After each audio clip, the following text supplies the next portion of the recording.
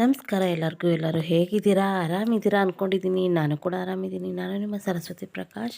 ಇವತ್ತಿನ ಲಾಗಲ್ಲಿ ಏನಪ್ಪ ಇರುತ್ತೆ ಅಂದರೆ, ಇವತ್ತು ನಮ್ಮ ದೊಡ್ಡಪ್ಪನ ಮಗಳ ಮದುವೆ. ಭಾವನಾ ಅಂತ ಅವಳ ಹೆಸರು. ಅವಳ ಮದುವೆ ಇವತ್ತು. ಅರಿಶಿನ ಶಾಸ್ತ್ರ ಇದೆ ಅವ್ರ ಮನೇಲಿ. ಹಂಗಾಗಿ ನಾನು ಊರಿಗೆ ಹೊರಟಿದ್ದೆ ಅಂದರೆ ನಮ್ಮ ಪಾಪು ನಾಮಕರಣ ಆಯ್ತಲ್ಲ, ಅದೇ ಊರಲ್ಲೇ, ನೆಲ್ಲೂರಲ್ಲೇ ಅವಳದು ಮದುವೆ ಇರೋದು. ಹಂಗಾಗಿ ನಾಮಕರಣ ಮುಗಿಸ್ಕೊಂಡು ಮತ್ತು ನಾವು ಅಲ್ಲಿಗೆ ಹೆಣ್ಣು ಮಾಡ್ತಾಯಿದ್ರು. ಹೆಣ್ಣಂದರೆ ಮೊದಲಿಂಗಿತ್ತಿ ಮಾಡ್ತಾರೆ ನಮ್ಮ ಕಡೆ. ಚಪ್ಪರ ಹಾಕ್ಬಿಟ್ಟು ಮೊದಲಿಂಗಿತ್ತಿ ಹಾಕೋ ದಿನ ಒಂದೇ ದಿನ ಶುಕ್ರವಾರನೇ ಮಾಡ್ತಾರೆ. ನಾಮಕರಣನೂ ಅವತ್ತೇ ಆಯಿತು. ಬೆಳಿಗ್ಗೆ ನಾಮಕರಣ ಆಯಿತು, ಸಂಜೆ ಮೊದಲಿಂಗಿತ್ತಿ ಮಾಡಿ ಅರಿಶಿನ ಶಾಸ್ತ್ರ ಎಲ್ಲ ಮಾಡ್ತಾರೆ. ಎಲ್ಲ ಹೆಣ್ಮಕ್ಳೆಲ್ಲ ನೋಡಿ ಯಾವ ರೀತಿ ಸೇರಿಕೊಂಡು ಖುಷಿಯಾಗಿ ತುಂಬ ಚೆನ್ನಾಗಿ ನಗಾಡ್ಕೊಂಡು ಖುಷಿಯಾಗಿ ಕಾರ್ಯಕ್ರಮ ಮಾಡ್ತಾಯಿದ್ರು. ನೋಡಿ ಈ ಥರ ಜನ ಎಷ್ಟು. ಇವಳೇ ಭಾವನಾ, ಇವಳದೇ ಮದುವೆ. ನಮ್ಮ ಮುಂದೆನೇ ಆಡಿ ಬೆಳೆದಂಥ ಮಗು ಅದು. ಈಗ ಅವಳ ಮದುವೆ ಅಂತಂದರೆ ನನಗೂ ಒಂಥರ ಆಶ್ಚರ್ಯನೇ ಅನಿಸುತ್ತೆ. ಮಕ್ಕಳು ಎಷ್ಟು ಬೇಗ ದೊಡ್ಡವರಾಗ್ಬಿಡ್ತಾರಲ್ಲ, ಎಷ್ಟು ಬೇಗ. ಇದ್ದಿದ್ರಲ್ಲೂ ಹೆಣ್ಣು ಮಕ್ಕಳಂದರೆ ಸ್ವಲ್ಪ ಬೇಗನೆ ಬೆಳವಣಿಗೆ ಜಾಸ್ತಿ.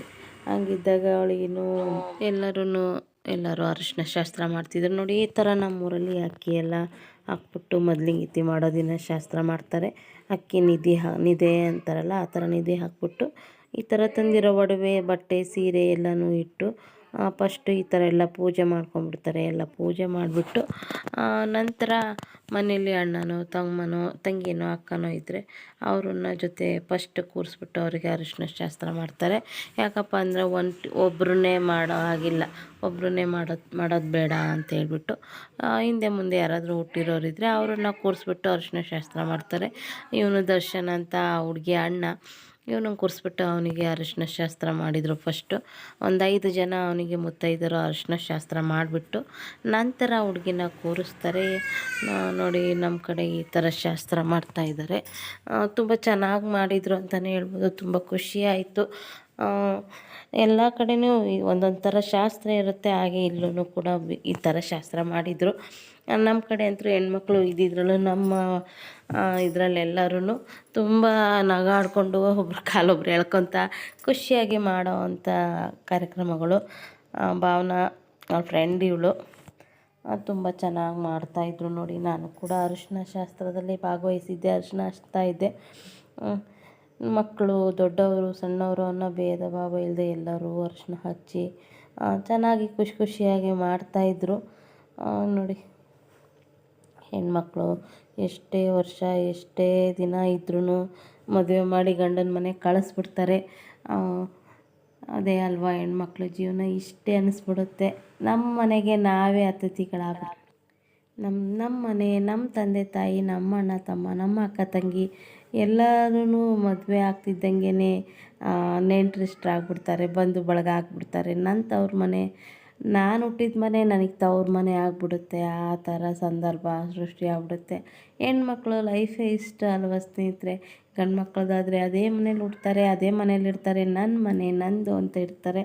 ನಾವು ಹಂಗಲ್ಲ, ಎರಡೂ ಮನೆಯೂ ನಾವು ನಮ್ಮದು ಅಂತ ಭಾವಿಸ್ಬೇಕು.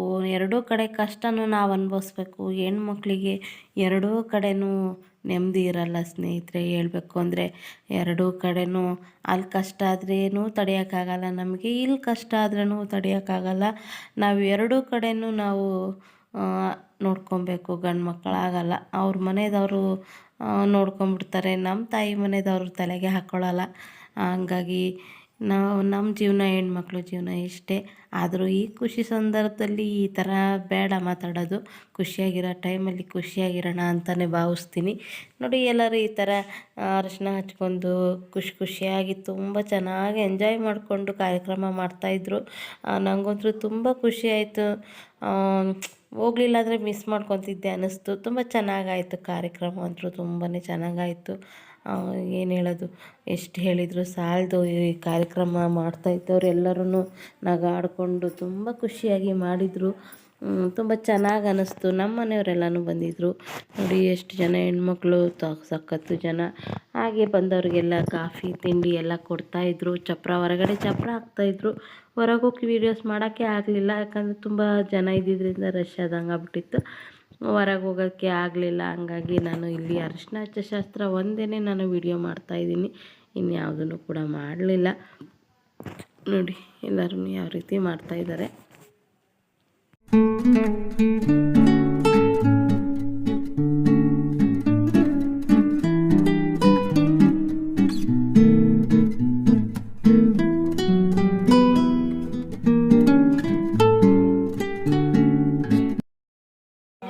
ಅವಾಗ್ಲಿಂದ ಹಾಕಿತ್ತು ಮತ್ತಿದು ಆಗ್ತಿರ್ಲಿಲ್ಲ, ಅವಾಗ್ಲಿಂದ ಆಗ್ತಿರ್ಲಿಲ್ಲ.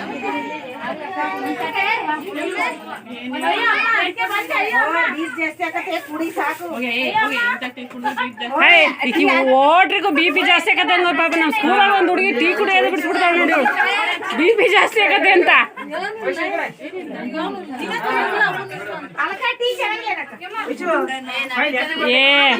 ಸುಜಾತಕ್ಕ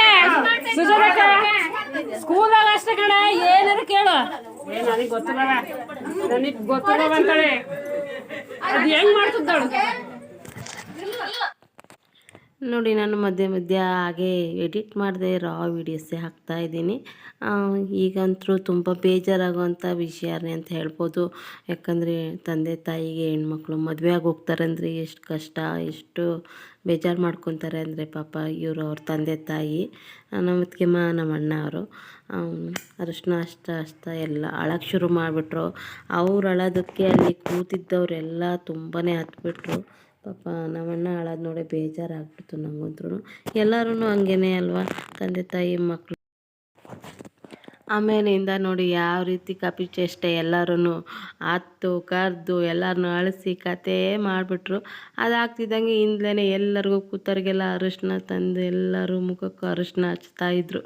ಎಲ್ಲ ಅರಿಶಿನ ಹಚ್ಕೊಂಡು ಖುಷಿಯಾಗಿ ಕುಣಿದಾಡ್ತಾಯಿದ್ರು, ಎಲ್ಲ ಡ್ಯಾನ್ಸ್ ಆಡ್ತಿದ್ರು. ಅಯ್ಯೋ ನೋಡೋಕ್ಕೆ ಸಾಕಾಗ್ತಾ ಇರಲಿಲ್ಲ, ಅಷ್ಟೊಂದು ಖುಷಿಯಾಗಿ ಮಾಡಿದರು. ತುಂಬ ಖುಷಿ ಆಯಿತು, ನಮಗಂತೂ ತುಂಬ ಖುಷಿ ಆಯಿತು. ಆಮೇಲೆ ಎಲ್ಲನೂ ಹಾಡು ಹಾಕ್ಬಿಟ್ರು. ಹಾಡು ಹಾಕ್ಕೊಂಡು ಅಳ್ತಿದ್ದೀರಾ ಎಲ್ಲರೂ, ಖುಷಿಯಾಗಿರಿ, ಮದುವೆ ಮಾಡಿ ಖುಷಿಯಾಗಿರೋ ಟೈಮಲ್ಲಿ ಅಳ್ತೀರಾ ಅಂತೇಳ್ಬಿಟ್ಟು ಹಾಡು ಹಾಕ್ಬಿಟ್ರು. ಎಲ್ಲ ಹುಡುಗರು, ದೊಡ್ಡವರು, ಸಣ್ಣವರು, ಮೊದಲಿಂಗಿತ್ತಿ ಎಲ್ಲರೂ ಡ್ಯಾನ್ಸ್ ಮಾಡೋಕ್ಕೆ ಶುರು ಮಾಡಿಬಿಟ್ರು. ಒಂಥರ ತುಂಬ ಖುಷಿ ಆಯಿತು. ನನಗೂ ಡ್ಯಾನ್ಸ್ ಮಾಡು ಅಂತೆಲ್ಲ ಹೇಳ್ಕೊಂಡು ಹೋದ್ರು. ನಂಗೆ ಡ್ಯಾನ್ಸ್ ಎಲ್ಲ ಬರೋಲ್ಲ ನನಗೆ, ಹಾಗಾಗಿ ನಾನು ಅವ್ರ ಜೊತೆ ಸುಮ್ಮನೆ ನಿಂತಿದ್ದೆ ಅಷ್ಟೇ. ನೋಡಿ ಮಕ್ಕಳೆಲ್ಲ ಎಷ್ಟು ಚೆನ್ನಾಗಿ ಡ್ಯಾನ್ಸ್ ಮಾಡ್ತಾಯಿದ್ದಾರೆ, ತುಂಬ ಚೆನ್ನಾಗಿ ಡ್ಯಾನ್ಸ್ ಮಾಡ್ತಾಯಿದ್ರು. ಒಂದು ಒಳ್ಳೆ ಕ್ಷಣ ಅಂತಲೇ ಹೇಳ್ಬೋದು.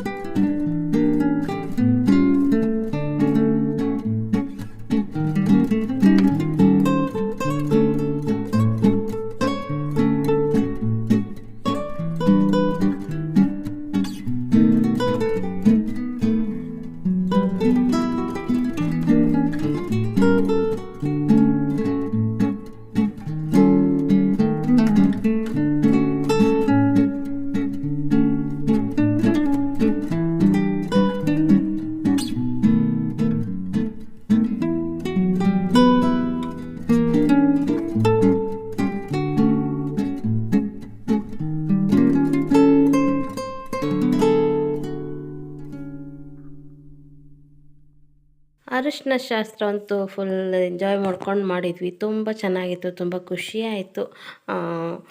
ಮುಂದಿನ ವೀಡಿಯೋಸ್ನ ಮುಂದಿನ ಪಾರ್ಟನ್ನ ನಾನು ನೆಕ್ಸ್ಟ್ ವಿಡಿಯೋದಲ್ಲಿ ಹಾಕ್ತೀನಿ. ಇವತ್ತಿನ ವಿಡಿಯೋ ಇಷ್ಟೇ ಸ್ನೇಹಿತರೆ. ಯಾರೇನೂ ನನ್ನ ಚಾನಲ್ನ ನೋಡಿ ಸಬ್ಸ್ಕ್ರೈಬ್ ಮಾಡ್ಕೊಂಡಿಲ್ವೋ ದಯವಿಟ್ಟು ಸಬ್ಸ್ಕ್ರೈಬ್ ಮಾಡಿಕೊಂಡು ನಂಗೆ ಸಪೋರ್ಟ್ ಮಾಡಿ. ನಿಮ್ಮ ಸಪೋರ್ಟ್ ನನಗೆ ತುಂಬ ಇಂಪಾರ್ಟೆಂಟು. ಇವತ್ತಿನ ವ್ಲಾಗ್ ಇಲ್ಲಿಗೆ ಸ್ಟಾಪ್ ಮಾಡ್ತೀನಿ. ಮುಂದಿನ